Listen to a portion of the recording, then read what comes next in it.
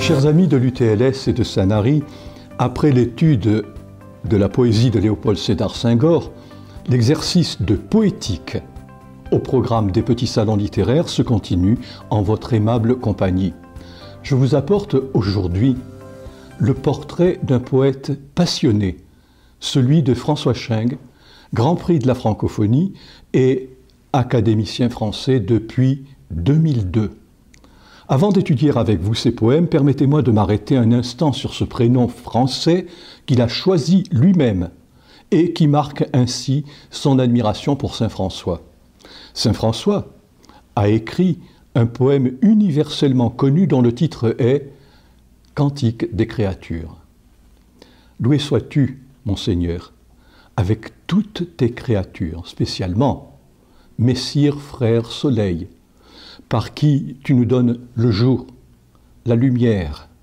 Loué sois-tu, mon Seigneur, pour sœur eau, qui est très utile et très humble, précieuse et chaste. Loué sois-tu pour notre mère la terre, qui nous porte et nous nourrit, qui produit la diversité des fruits avec les fleurs diaprées et les herbes.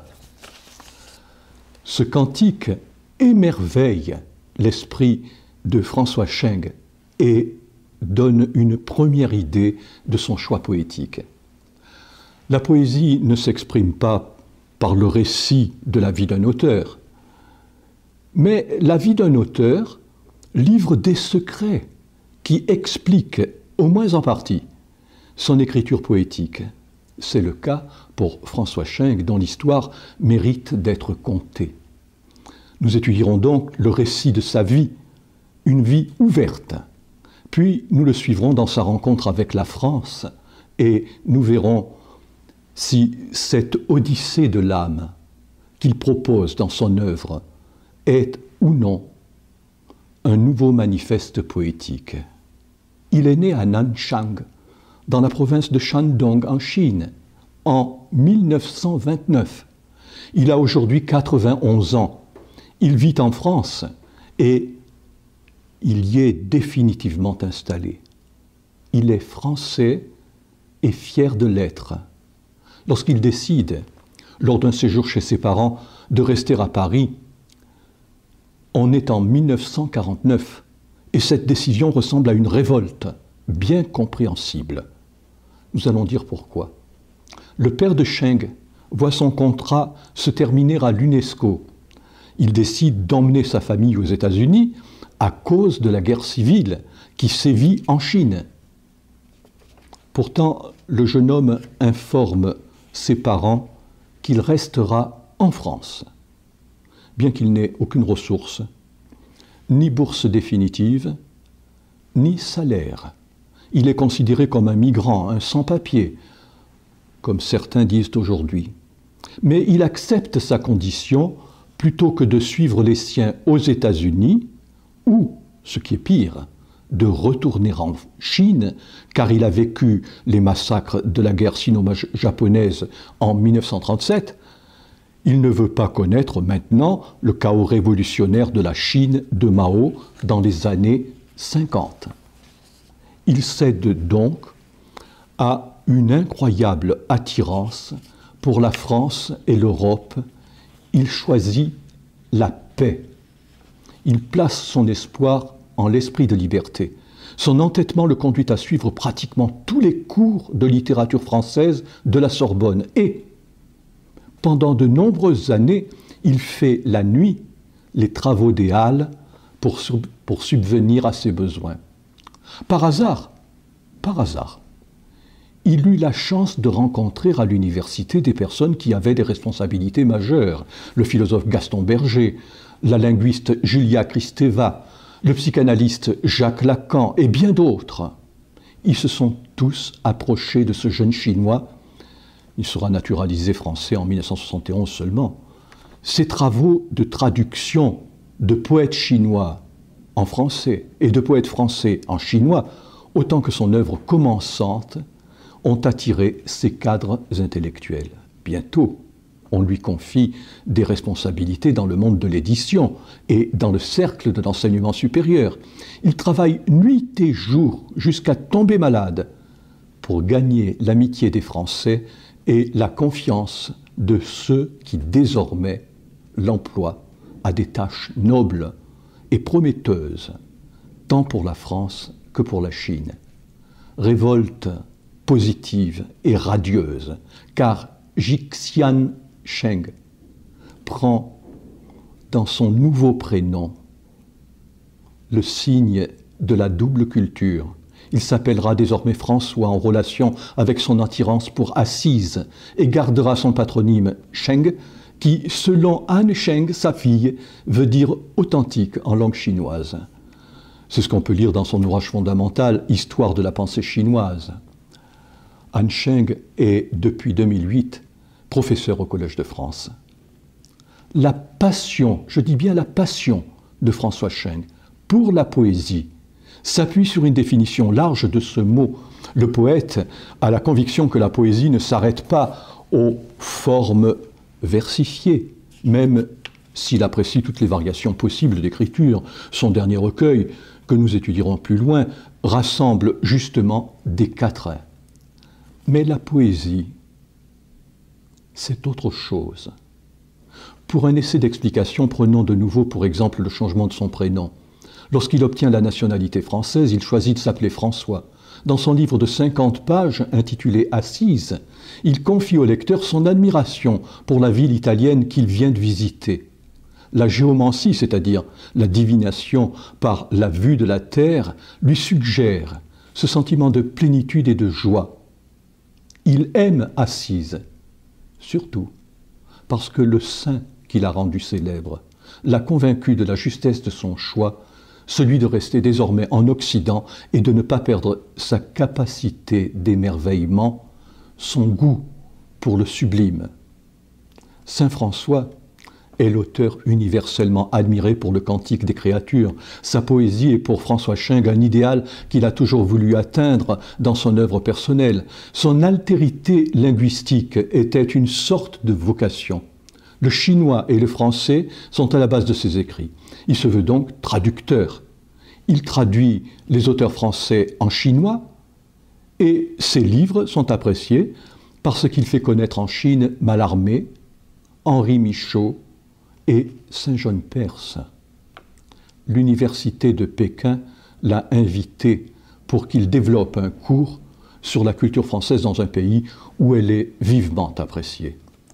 Comme dans ses cours et ses interventions publiques, il développe les méandres de la philosophie française, du structuralisme à la philosophie de Jacques Lacan. Il précise que, pour lui, la poésie épouse la totalité du vivant et que l'exemple de la poésie chinoise le prouve, il faut attiser la recherche poétique tant dans le domaine de la pensée que par l'observation de la nature. La peinture chinoise et la calligraphie relèvent elles aussi de cette expérience, de cette pratique de la poésie. Il fait observer que les écrivains occidentaux ont depuis toujours rejoint cette manière de procéder. Dante, le premier, et après lui, de très nombreux poètes, jusqu'à saint François, ont suivi ce chemin d'écriture. La poésie de Sheng est tant dans la pensée que dans la forme une symbiose vivante de tous les courants et les modes. La forme et le fond sont renouvelés et continués dans ces métamorphoses.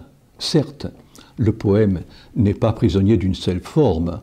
Ballade, sonnet, quatrain, la strophe versifiée est suivie par le poème en prose. Le quatrain fut adopté en Extrême-Orient avant d'être utilisé en Extrême-Occident. D'ailleurs, le dernier recueil de François Sheng rassemble uniquement des quatrains. Il a pour titre « Enfin, le royaume ». Pourtant, la poésie est conçue par lui non comme un texte à réciter. C'est plutôt un texte à méditer. Les titres de ces recueils poétiques pourraient nous aider à le rejoindre. Il publie tour à tour De l'arbre et du rocher. Quand les pierres font signe, qui dira notre nuit? Que nos instants soient accueil. Quand les âmes se font chant, la vraie gloire est ici. Enfin, le royaume. Il choisit l'humble proximité avec la nature, le rapprochement humain et le souci de l'âme.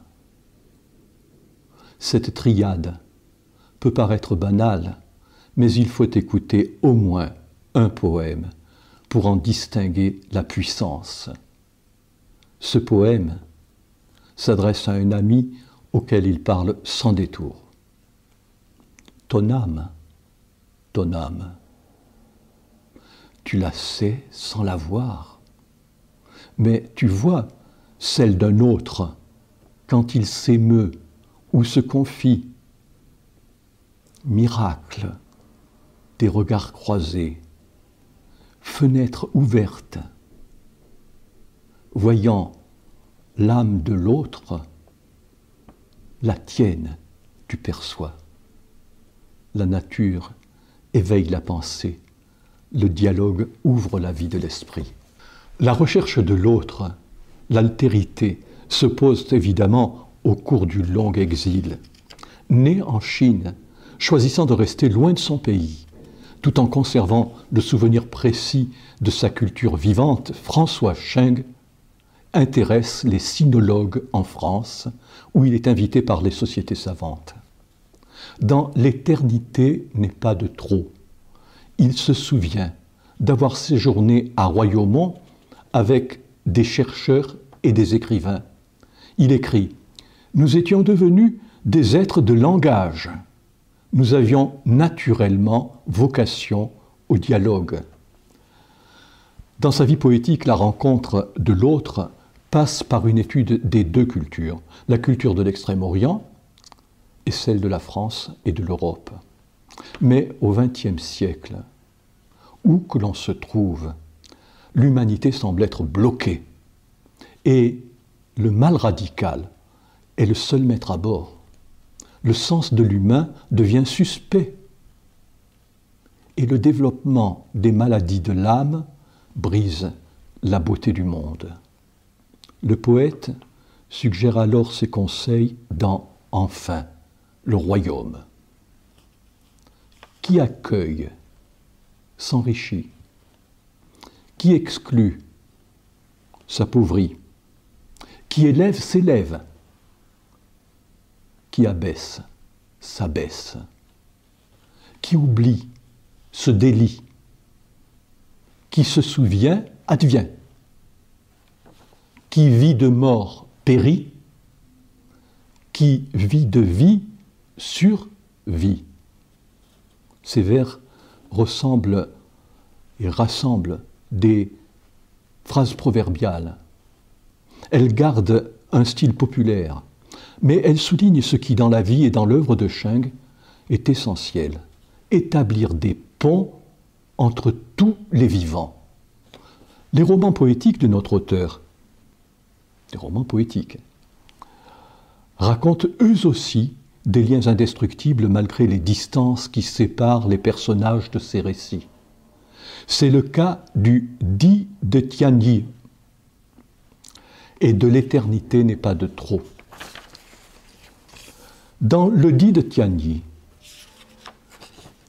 l'histoire du personnage éponyme a pour but de montrer comment, à travers les malheurs humains les plus graves et les plus douloureux, existe un lien indissoluble entre Yumei, c'est-à-dire prune de jade, surnommée l'amante, Tianyi, le narrateur, celui qui écrit le roman, et Aolang, non un ami, mais l'ami pour le héros du livre. Cet ami est un puissant poète. Ces trois personnages, même séparés, restent unis grâce à la poésie. Dans l'éternité n'est pas de trop, un autre roman. Deux couples cherchent quasiment en vain à se rejoindre, par amour. Le premier couple, Dao Sheng et Lan Ying. Lan Ying, ce qui se traduit par la fine orchidée, ne sont pas autorisés à vivre une vie commune car Lan Ying est déjà marié. Le deuxième couple du même roman est composé de Lao Sun, qui veut racheter une femme vendue comme putain, car il l'a autrefois aimée. Et cette femme s'appelle Shenzi. Elle a été prostituée par la violence d'un homme riche. Et ces deux êtres sont également séparés, bien qu'ils s'aiment. Ils se rejoindront envers et contre tout. C'est pourquoi les uns et les autres, ceux du premier roman et ceux du second roman, peuvent dire « L'éternité n'est pas de trop pour que je te rejoigne. Pas à pas, je te rattraperai. » Le dialogue peut donc être interrompu, mais il n'est jamais fini, dit le poète. Ce dialogue avec l'autre fut au début de la vocation poétique de François Cheng. Cette poésie chinoise, explique-t-il, seul trésor que nous ayons emporté avec nous au moment de quitter notre terre, seule lueur qui nous ait tenu compagnie dans notre longue nuit, seul guide enfin qui ait su nous initier à l'amour d'une autre terre et d'une autre langue, en l'occurrence la France et les Français. Elle nous a permis de nous réenraciner dans l'être, de chanter à nouveau. Une poésie vécue et réinventée donc, en ce sens que par elle, nous avons réinventé une vie, recréé une possibilité autre de vivre. Dans la vie poétique, la rencontre de l'autre oblige à passer par une recherche dans les deux cultures, celle de l'Est et celle de l'Ouest. Les textes de François Cheng conduisent le lecteur à se remémorer l'histoire de la pensée chinoise et la civilisation chinoise. Ces deux livres sont des sommes dans lesquelles on trouve une partie des clés de l'œuvre de François Cheng. Or, prenant à témoin les deux cultures, l'auteur s'insurge contre la guerre et les massacres qui, dans tous les cas, brisent la vie humaine. Au milieu du mal absolu, la voix du poète, qui médite sur la beauté et sur la mort, suggère des solutions qui se lisent aussi dans le titre de son recueil poétique.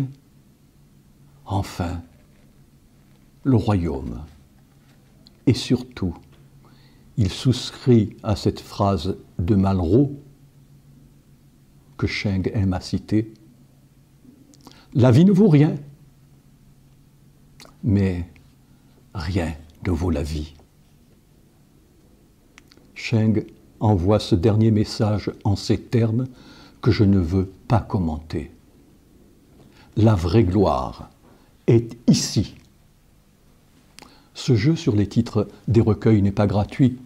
Il nous conduit à interroger d'une part les gens qui viennent de l'océan de l'Ouest, autrement dit de l'Europe, et d'autre part les idées, les principes, les philosophies qui inspirent les Chinois. Je veux dire le confucianisme, le taoïsme et le bouddhisme.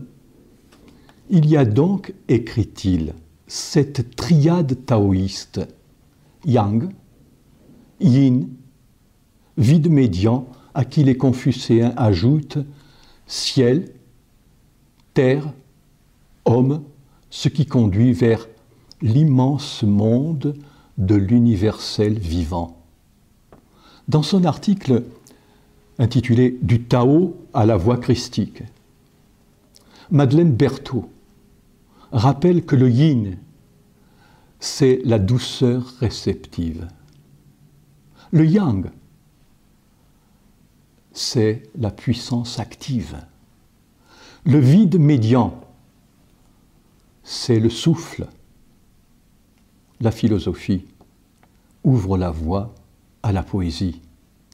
L'autre, pour François Scheng, c'est une fraternité pratique et constante, une amitié vécue au-delà de la mort.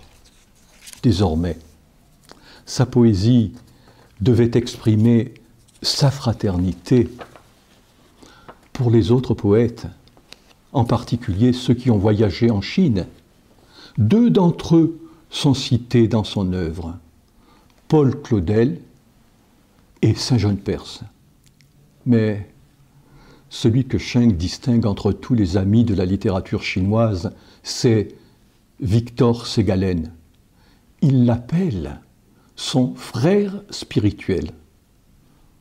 Dans son livre L'un vers l'autre, précisé par ces mots En voyage avec Victor Ségalen, il étudie l'œuvre du poète breton et dévoile ses secrets d'écriture. Jean Moutappa, dans un avant-propos à ce livre, nous apprend que c'est en donnant des cours de chinois à Laure Ségalen, la petite fille du poète, qu'a pris naissance une amitié durable.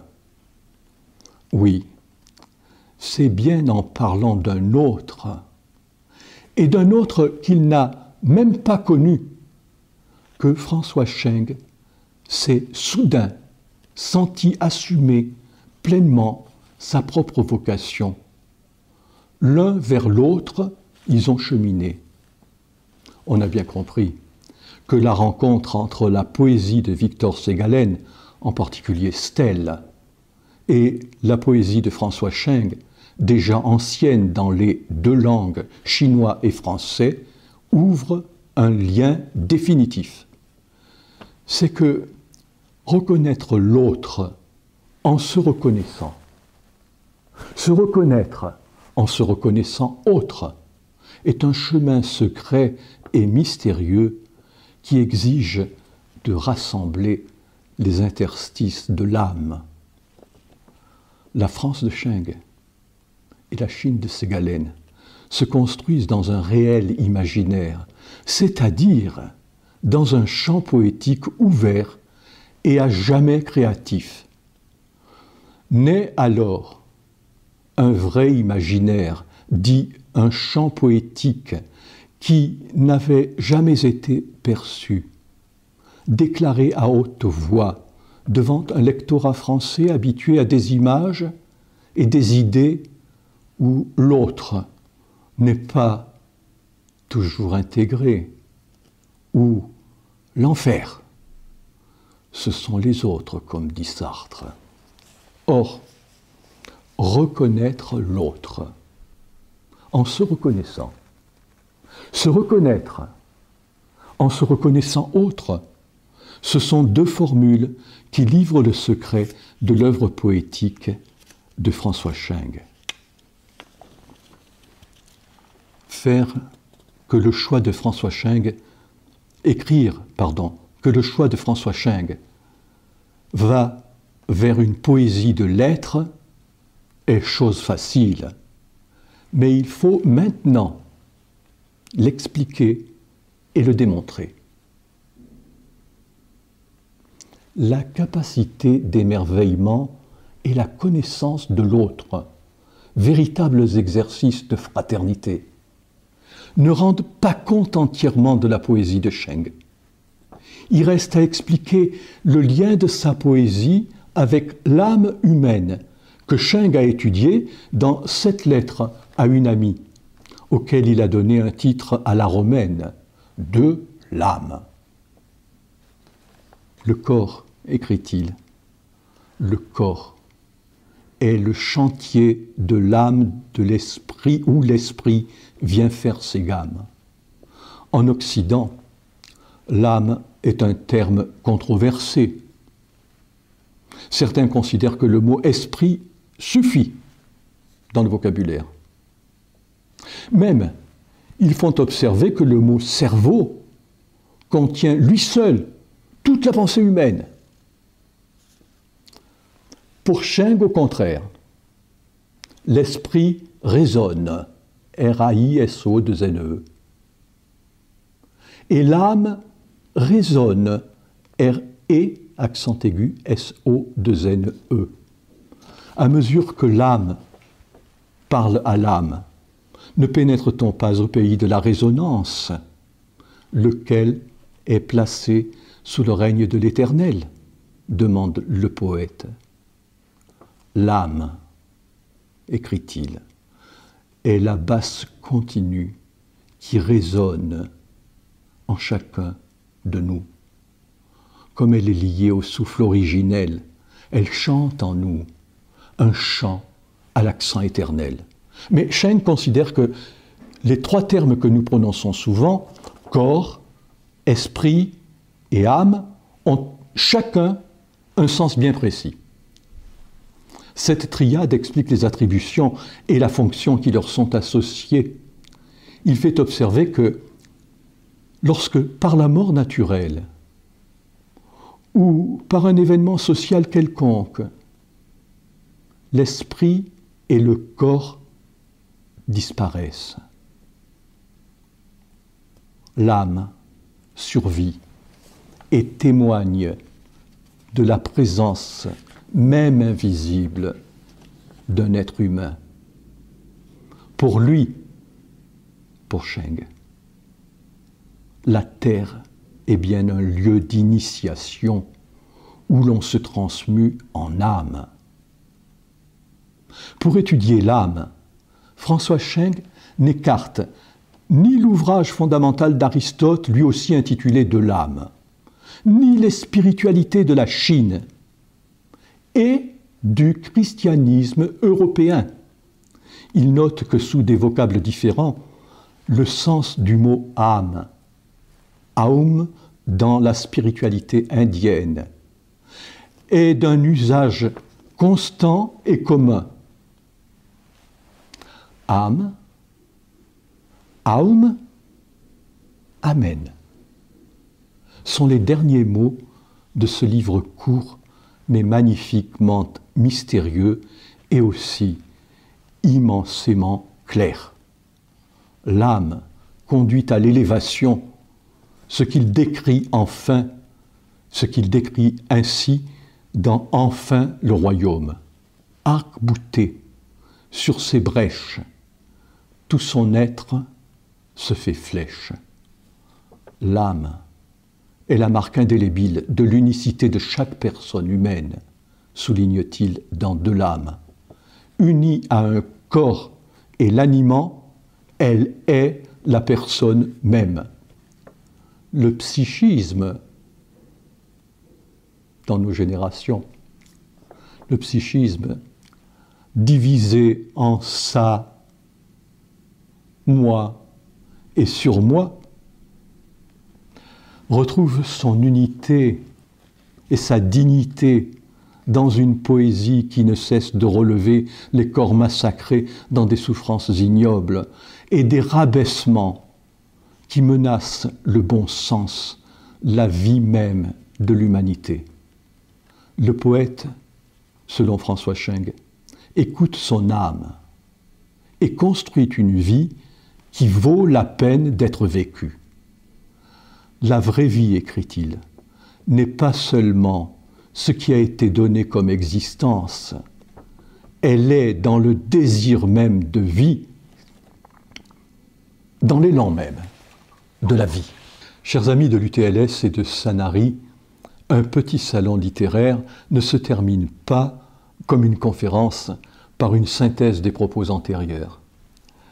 L'amitié, en effet, n'emprunte pas les chemins de la doctéloquence, car elle préfère le ton de la simple conversation, celle qui ne clôt pas le sujet. Nous avons étudié une poésie pure, celle qui fait naître une activité transformante et unifiante d'une réalité mystérieuse. Permettez-moi de donner un ultime exemple pour répondre à la question posée tout à l'heure au sujet de l'Odyssée de l'âme et d'un nouveau manifeste poétique. Je souhaite lire et très brièvement commenter, en signalant mon émotion, un texte qui sans doute vous surprendra. J'ai entendu François Scheng, lors de la grande librairie, proposer aux téléspectateurs de retenir par cœur un quatrain, qu'il récita 2 fois, en prenant le temps qu'il fallait devant un auditoire médusé. Jeanne d'Arc, a-t-il expliqué, a dit lors de son procès, un quatrain parfait, 5, 7, 5, 7. Ce poème répond à la question posée par un juge au sujet de la voix que la jeune fille avait entendue et qui lui avait indiqué le chemin à suivre pour voir le dauphin, chasser les Anglais et faire sacrer le roi à Reims. Puis vint cette voix, dit-elle, environ l'heure de midi, au temps de l'été, au jardin de mon père. Comment, me suis-je dit, tous les chercheurs et les écrivains qui ont travaillé sur les moindres mots prononcés par la pucelle, comment ont-ils pu passer à côté d'un tel talisman sans le voir?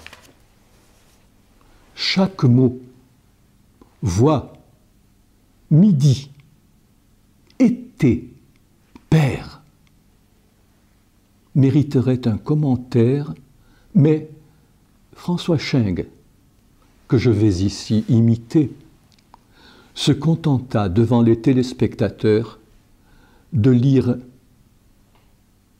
2 fois, une deuxième fois, le poème, lentement, en le laissant grandir dans un silence respectueux et bouleversant.